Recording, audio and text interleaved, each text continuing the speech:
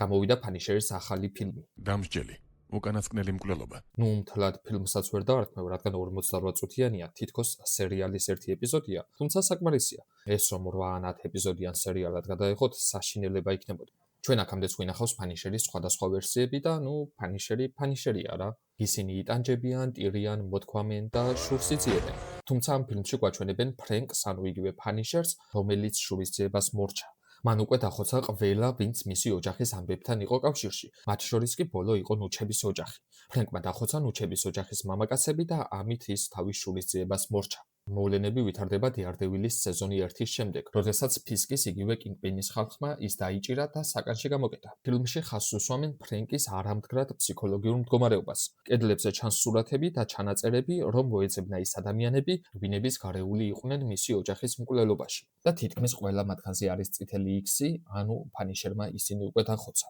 გვაჩვენებენ თუ როგორ ვარჯიშობს ის სისხლის დენამდე და გულის არევამდე, რაც მისთვის სიახლე ნამდვილად არ არის, რადგან უკვე მზად აქვს ვედრო ამისათვის. ტკივილის ჩასახშობად კი იყენებს გამაყუჩებლებს და ალკოჰოლს ერთად. ხედავთ, რომ საკუთარი თავი ესიზღება და სარკეშიც კი არ უნდა მისი დანახვა. სხვათა შორის აქ როდესაც სარკეს ამტვრევს, ჩანს პატარა გოგოს სურათი. სავარაუდოდ მიხვდებოდით, რომ ეს მისი შვილის ფოტოა. ფრენკი იწყებს სურათების ჩამოხევას, რადგან ისინი უკვე აღარ ჭირდება. აქამდე ის შურისძიებისთვის ცხოვრობდა და ახლა მას უკვე აღარ აქვს აღარც ცხოვრების მიზანი და აღარც ცხოვრების მიზეზი.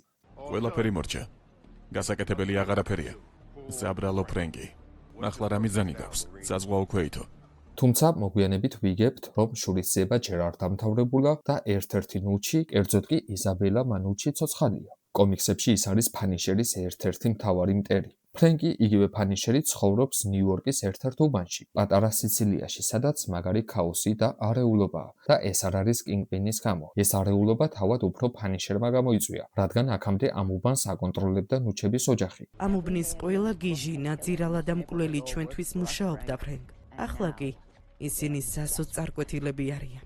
მას შემდეგ, რაც ფრენკმა ნუჩები დახოცა, აღარავინაა, ვინც აქ მყოფ დამნაშავეებს პასუხს მოთხოვს. ამიტომ ისინი თავის ჭკუაზე იქცევიან და რასაც უნდათ იმას აკეთებენ. ქუჩების ჩვენებისას სწორედ ქალაქის ამ მდგომარეობაზე გვიამბობს ფილმი ახალი ამბების სიუჟეტის დახმარებით. ჯანდება, აქ საშინელება ხდება. თანამ ყაჩაღობისა და ქურდობის ყველას ეშინოდა, ყველაფერი კარგად იყო, მაგრამ ახლა ქაოსია. ფეხს ვერ გაადგა. ნუჩებზე რაც გინდათ ის თქვით, მაგრამ ისინი სიმშვიდეს მაინც ინარჩუნებენ. შემდეგ გვაჩვენებენ შავკანიან უსახლკაროს ნუჩების რესტორნის წინ. ქუდიდან გამომდინარე ეს კაცი საზღვაო ქვეითია, თუმცა ამაზე მისი სტვენაც მიუთითებს, რადგან ეს საზღვაო ქვეითების ჰიმნია.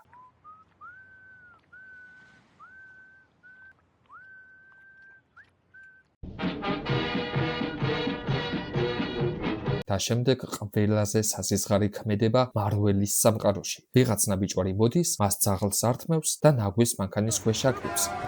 რამოდენიმე წამის შემდეგ ვხედავთ იგივე ნაგვის მანქანას. როგორც ჩანს, მძღოლმა მიხვდა, რომ რაღაცას გადაუარა და გააჩერა. მეგონა, რომ აქ გამოჩნდებოდა ფანიშერი და ამ ტიპს ჩააძაღლებდა, თუმცა ასე არ მოხდა, რადგან ფანიშერს არასოდეს ადარდებდა სამართლიანობის დაცვა. ის მუდამ ორიენტირებული იყო საკუთარ შურისძიებაზე. სწორედ ეს შეიცვლება ამ ფილმში და ფრენკი ცხოვრების ახალ მიზანს იპოვის. მანამდე კი ოთახში ზის და ჰალუცინაციები აქვს, სადაც მისი თანამებრძოლები დასცინიან, ეცნობიან და ახსენებენ, რომ გასაკეთებელი აღარაფერია. თუმცა ეს სინამდვილეში ფრენკის ქვეცნობიერია და ის თავად ეუბნება ამ სიტყვებს საკუთარ თავს. დასრულდა. გასაკეთებელი აღარაფერია. ზაბრალო ფრენკი.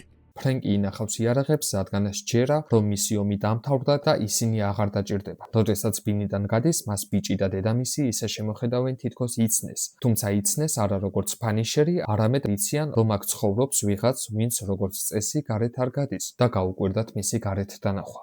ეს არის ანუ გარეთ გამოდის ხოლმე. ფრენკი შედის დონატების მაღაზიაში, სადაც ახალი ამბების სიუჟეტი და უნგებულობთ უფრო მეტს პატარა სიცილიაში მომხდარ და მიმდინარე მოვლენებზე. ამ გოგონამ ფრენკი იცნო ახალი ამბებიდან და ამას დაუბრუნდებით, რადგან ის ფრენკის გარდასახვაში დიდ როლს ითამაშებს. ერთი კარგი სცენაა აქ, როდესაც ეს კაცი ლურჯ კალამს ეძებს. დები ლურჯი კალამი სადაა? კალაჩი რატომ არ არის? ეს მომეწონა, რადგან ფილმის ბოლოსკენ ფანიშერი ამ კალმით ერთ-ერთ დამნაშავეს მათრად აჩეხავს. როდესაც ფრენკი გარეთ გადის, ჩანს მანუჩის მანქანა და მძღოლი. სავარაუდოდ უკან დაყვებოდნენ და გაარკვიეს, რომ ამ უბანში ცხოვრობს, თუმცა რომელ ბინაში ან ოთახში ეგ არ იციან. ფრენკი ქუჩაში მიდის, სადაც ქაოსია, თუმცა მისთვის ეს ჩვეულებრივი ამბავია. მას ესმის საზღვაო ქვეითობის დროს ჩატარებული ოპერაციების ხმები. ალკაში ვარ. ქაოსი არ აწუხებს, რადგან მის თავში მუდამ ქაოსია. მის უკან ისევ მანუჩის მანქანა ჩანს. ფრენკი მიდის სასაფლაოზე, სადაც თითქოს ოჯახის წევრებს ემშვიდობება და სუიციდის ჩადენა უნდა. სწორედ ამიტომ ქვია ფილმს დამსჯელი, უკანასკნელი მკვლელობა. ფრენკი შურისძიებას მორჩა და უკანასკნელი, ვინც უნდა რომ მოკლას, ეს საკუთარი თავია. არ ვიცი რა გავაკეთო. გასაკეთებელი არაფერი დარჩა. თუმცა ამ დროს ისევ თავის გოგონას დაინახავს და გადაიფიქრებს. ფრენკი შინ ბრუნდება, როდესაც მას ნუჩების ოჯახის ახალი უფროსი მანუჩი ხვდება. მანუჩი ეუბნება, რომ ფრენკმა მისი ოჯახის წევრები დახოცა და რომ მასზე შურისძიება უნდა. შენ არაფერი დაგისრულებია, ფრენკ. ახლა მე ვარ ის, ვინც სასჯელს აღასრულებს. მაგრამ დააკვირდით, როგორ იხსენებს ის ოჯახის წევრებს. მიუხედავად იმისა, რომ მისი ოჯახის წევრები დამპალი, ნაბიჭვრები და საშინელი ადამიანები იყვნენ, ის აზროვნებს როგორც ცოლი და დედა და მაინც ტკბილ მოგონებებად ხედავს მათ. უმცროს ვაჟს კარლოს ისეთი სიყვარულით იხსენებს, თუმცა ფილმშივე ჩანს, რომ ის არის პედეეფი. შემდეგ კი ჩემი პრინცი იყო. ჩემი შვენიერი კარლო. ჭორები დადიოდა, მაგრამ ვიცოდი, რომ მას იმ ბავშვებისგან ხელი არც ერთისთვის არ უხლია. სწორედ კარლოს მოკვლის შემდეგ შეეძლო ფანიშერს, რომ მანუჩიც მოეკლა, თუმცა ეს არ გააკეთა და ამ სექსისტობამ მოგვიყვანა აქამდე. მანუჩი ამბობს, რომ 6 საათსა და 47 წუთზე ის გაავრცელებს ფრენკის ადგილმდებარეობას და თავისი თვალით ნახავს, თუ როგორ მოკვდება ის. სწორედ ამ მომენტში ფილმის სახელი მნიშვნელობას იცვლის. დამსჯელი, უკანასკნელი მკვლელობა. ფრენკისთვის უკანასკნელი, ვინც უნდა მოკლას, ხდება მანუჩი. მანუჩისათვის კი ფრენკი. აქ ასევე ჩანს ეს ტიპი მოტოთი და ნუ ამას მოგვიანებით ცუდი ამბებიელის. ფრენკი ისევ თავის ბინაშია და ისევ ჰალუცინაციები აქვს. ის ხედავს კარენს, კარენი კი მას ეუბნება. ახლა ამ ქალაქს ხალატო გლაჩარო.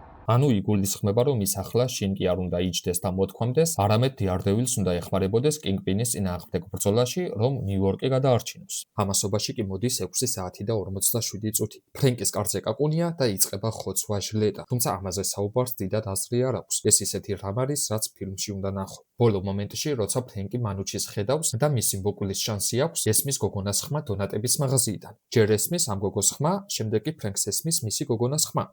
მამა, ორი არჩევანი აქვს: ან განაგრძოს როგორც შურისმაძიებელმა და წავიდეს მანუჩისაკენ, ან წავიდეს გოგონას გადასარჩენად და გახდეს გმირი. მას ერთვება მამობრივი ინსტინქტი და მიდის გოგონას გადასარჩენად. სწორედ ამ დროს შეიცვალა ფანიშერი როგორც პერსონაჟი.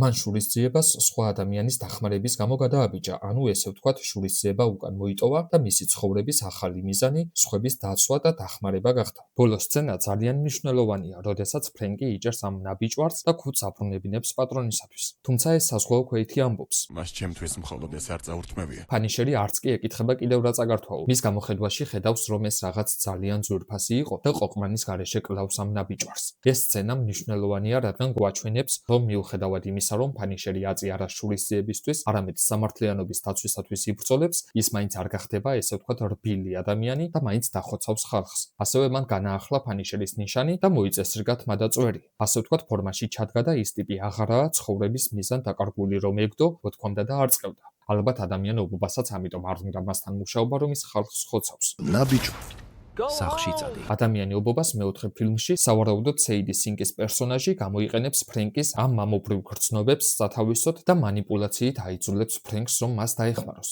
ან იქნებ ამ ფილმში მთელ ამ ხმებს და ჰალუცინაციებს ფრენკის თავში სწორედ სეიდი სინკის პერსონაჟი იწვევდა და შემდეგ Yes, miss. ეთქვის, რომ მათ გააჩნებს და ამით დაითანხმებს მას დახმარებას.